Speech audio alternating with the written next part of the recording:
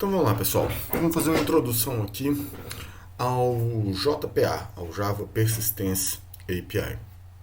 O JPA ele é uma interface no Java para as bibliotecas de ORM. Mas o que é o ORM? O ORM é o mapeamento objeto relacional.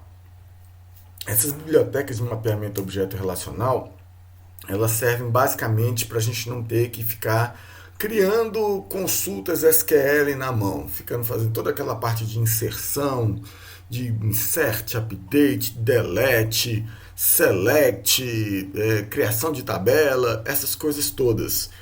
Essas bibliotecas de ORM elas querem automatizar esse processo para a gente. Então eu crio um mapeamento das classes com tabelas, dos atributos da classe com campos daquelas tabelas. E aí, quando eu tenho um objeto daquela classe, o ORM já mapeia ele diretamente no registro lá do banco de dados. Ok? Ele também é capaz de fazer aquelas associações que tem dentro das minhas classes, associar diretamente com chaves estrangeiras lá nas tabelas. E, inclusive relacionamentos de um para muitos, né, que vão virar aqueles relacionamentos de chaves estrangeiras com coleções e por aí vai. Ok? O que acontece? A JPA ela não é um ORM propriamente dito, ela é uma interface, ok? Já existem vários ORMs no mercado. Então, o Java não quis criar mais um ORM.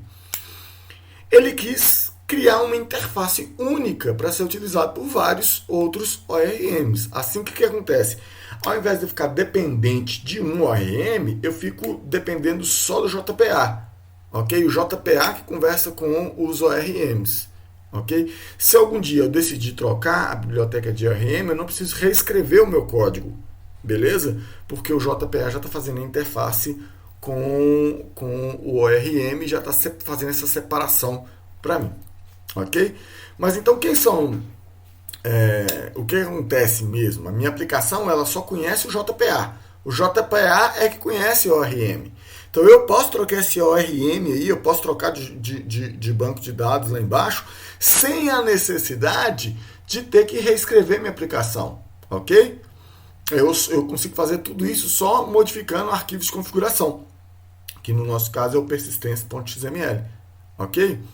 Indo um pouquinho mais a fundo, dentro do meu projeto, nas camadas de lógica da aplicação e na camada de persistência, cada um deles eu vou ter uma interface com o JPA. Eu vou, na minha lógica da aplicação, eu vou mapear as minhas classes de entidade utilizando o JPA. E lá na camada de persistência, eu tenho algumas classes, e dentre elas a mais importante é o Entity Manager, que faz todas as operações de banco de dados para mim. Por trás dessas classes, tantas de mapeamento quanto o Entity Manager, eu tenho o ORM propriamente dito. Ok? Só que eu não dependo diretamente dele, porque o JPA é que faz isso por mim. E o ORM é que faz todo o trabalho lá junto ao banco de dados. Ok? Então, quem são os ORMs? Quem são esses provedores do JPA, né? Que são os ORMs propriamente dito? Esses provedores são alguns ORMs, são bibliotecas que já implementam o padrão JPA. Ok?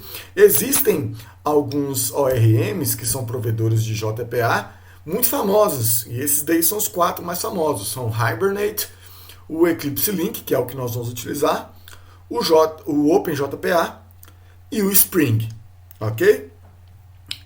Se não me falha a memória, todos eles já têm suporte nativo lá no NetBeans, ok?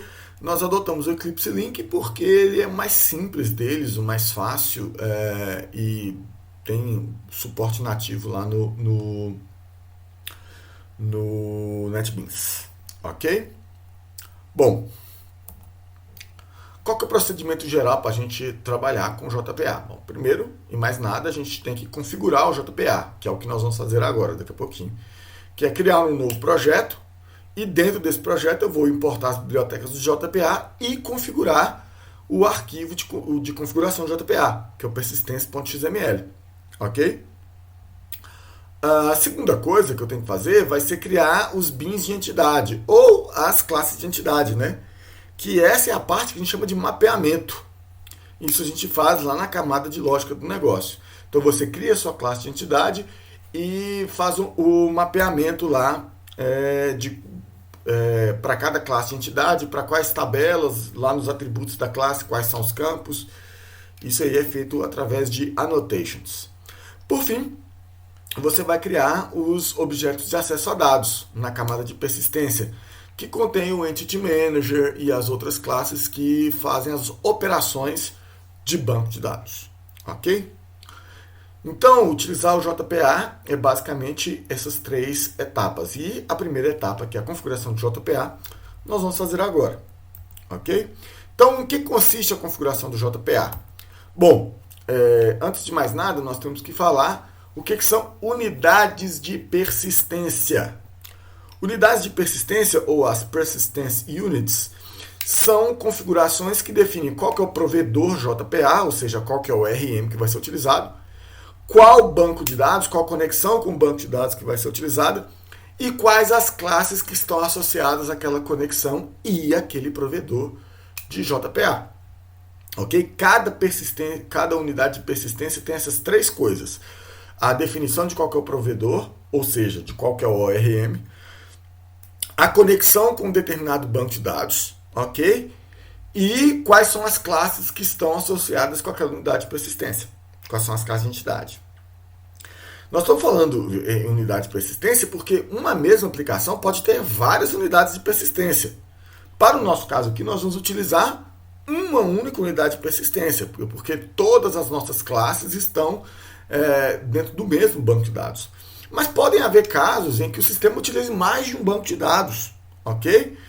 E aí, classes diferentes vêm de bancos de dados diferentes, e isso é bem possível de isso acontecer. Neste caso, nosso arquivo de configuração ele vai ter mais de uma unidade de persistência. É uma unidade de persistência para cada banco de dados, ok? Todas as unidades de persistência são configuradas em um único local, que é o arquivo persistence.xml.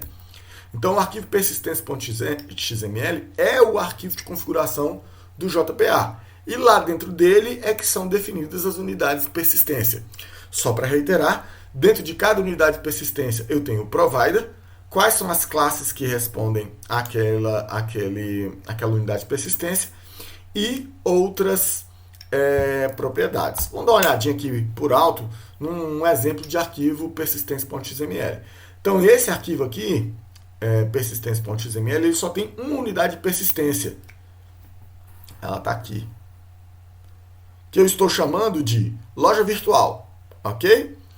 Então, aqui eu estou falando, na linha provider, que essa unidade de persistência utiliza o Eclipse Link. Essa daqui é a classe que implementa o provedor do Eclipse Link. Ok? Aqui eu vou ter uma conexão com o banco de dados que já está configurada lá no meu NetBeans e eu dei esse nome aqui para aquela conexão de banco de dados, que eu chamei ele de loja virtual. Derby é uma versão do JavaSQL antiga. Ok?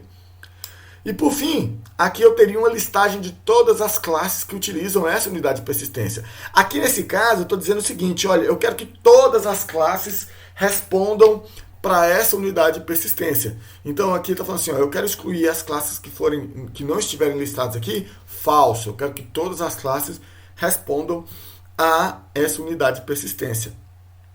Aqui nas propriedades, aqui embaixo, eu estou falando o seguinte, ó, DDL Generation, para aqueles que fizeram banco de dados, particularmente que fizeram banco de dados comigo, sabem que DDL é a sublinguagem do SQL responsável para definição de dados. Data Definition Language é o Create Database, Create Table, Create Index, Create tudo, ok? Então, quando eu falo isso aqui, eu estou querendo dizer o seguinte, que quando o meu JPA inicializar, ele acessar aquela conexão lá com o banco de dados e ele vir que as tabelas não estão lá, ele vai criar todo o esquema do banco de dados para mim, ok? Então, isso é basicamente a primeira parte da configuração do JPA.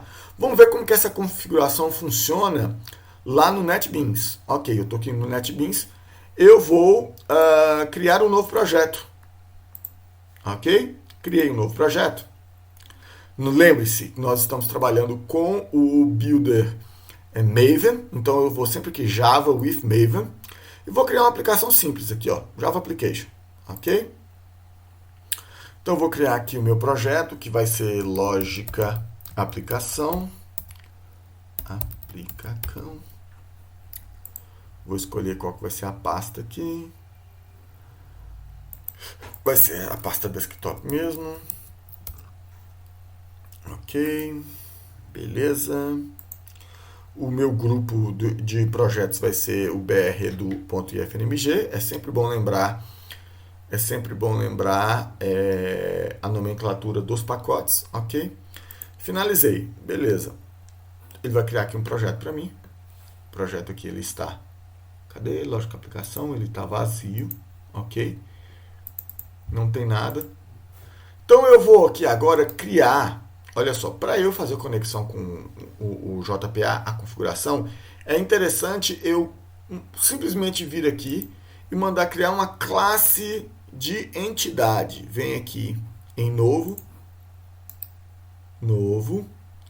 outros, aí você vem aqui em persistência, Entity Class. Entity Class é classe de entidade, ok? Vou mandar para frente aqui e vou criar a classe de entidade pessoa. Quando eu crio aqui, ele já identificou que esse projeto ele não tem o JPA configurado. Então, olha essa parte aqui de baixo. Create Persistence Unit. Isso aqui, ele vai criar uma unidade de persistência para mim, vai fazer todas as importações necessárias para o JPA. Ok? Então, bora para frente aqui. Então, esse daqui, olha, é a configuração do persistence.xml. Então eu vou dar aqui qual que é o nome da unidade de persistência. Esse nome aqui é importante, que é bom vocês lembrarem que eu posso ter mais de uma unidade de persistência. Se você só tiver uma, é mais simples. Mas põe um nome simples aqui, olha. Eu costumo colocar UP, que é unidade de persistência. Ok? Aqui embaixo eu estou escolhendo qual que é a biblioteca, qual que é o provider de JPA, o ORM que eu estou utilizando. Nesse caso aqui eu estou escolhendo o Eclipse Link para a versão 2.1 do JPA. Beleza? Por fim, agora eu vou escolher qual conexão com o banco de dados que eu vou utilizar. Eu tenho aqui um conjunto de conexões, mas eu vou adicionar uma nova. Então eu vou lá, escolher aqui MySQL, meu driver já está configurado.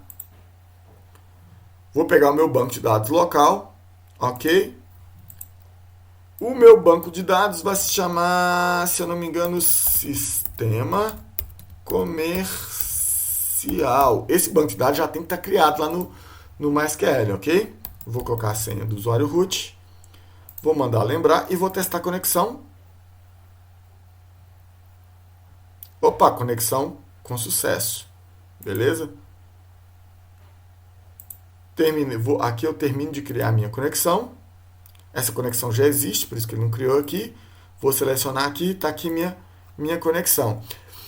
Por fim, aqui embaixo vai ter qual que é a estratégia de geração das tabelas. Isso aqui é muito interessante. Quando você está iniciando o desenvolvimento do seu processo, do seu projeto, perdão, provavelmente você não tem o banco de dados criado ainda. Então você pode colocar aqui, ó, create. Significa que toda vez que ele iniciar o seu sistema, ele vai lá no banco de dados, vai verificar se tem todas as tabelas de todas as classes mapeadas e se não tiver, ele vai criar, ok?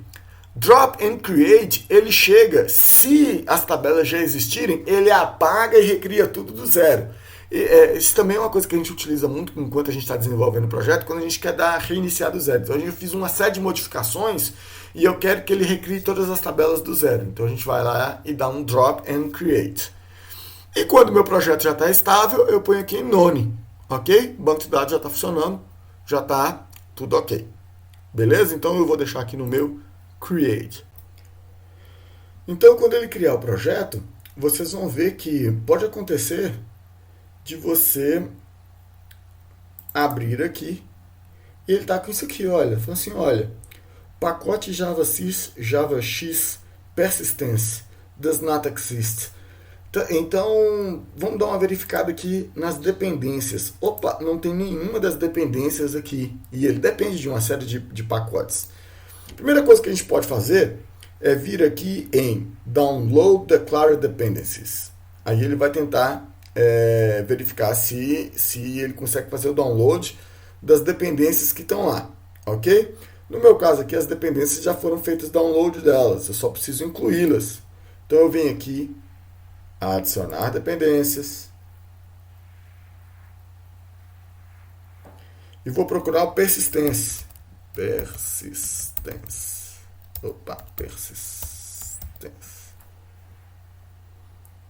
Nossa, muitos persistentes tem aqui. Vamos dar uma olhadinha numa coisa aqui interessante. Vamos olhar qual classe que não está aparecendo aqui. JavaX Persistence Entity. Vou buscar por essa classe aqui para matar essa dependência. Adicionar dependências. Vou buscar. Opa! Org Eclipse JavaX Dependência. Então eu quero adicionar esta dependência. Seleciona a versão aqui e manda adicionar. Será que vai ser suficiente? Espera um pouquinho. Opa, já sumiu lá. Então, essa dependência aqui eu já matei.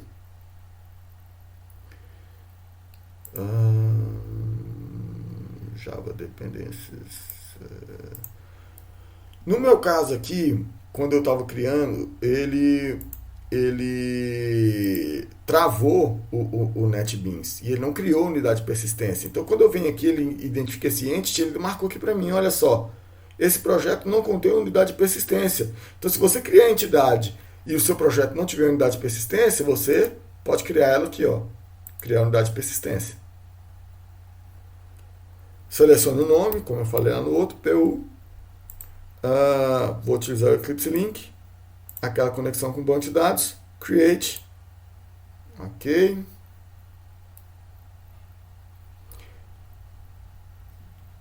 Ele está configurando o projeto agora.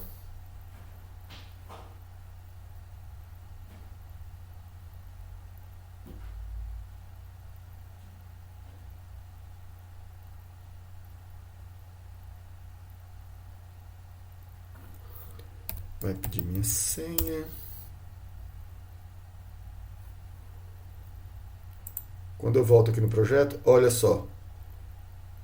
Ele já acrescentou um monte de outras coisas aqui no projeto para mim. E está aqui dentro de Other Sources, metainf, o meu arquivo de configuração persistência.xml.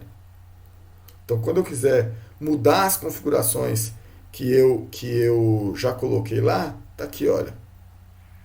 Eu posso vir aqui em projetos, dentro do projeto Other Sources, Resources, metainf, persistência.xml. Aqui eu edito o arquivo de configuração persistência.xml. Ok? Então aqui eu tenho até mais opções do que aquelas que nós já colocamos lá. Tem opções de cache, estratégias de validação, além daquela estratégia de criação da tabela. Aqui tem a listagem de todas as classes, que serão utilizadas. Então, ok? E eu tenho essa tela de edição rápida, ou eu posso olhar diretamente o código-fonte. Ok? Tá aqui. Beleza, pessoal? Então, a configuração do JPA é assim.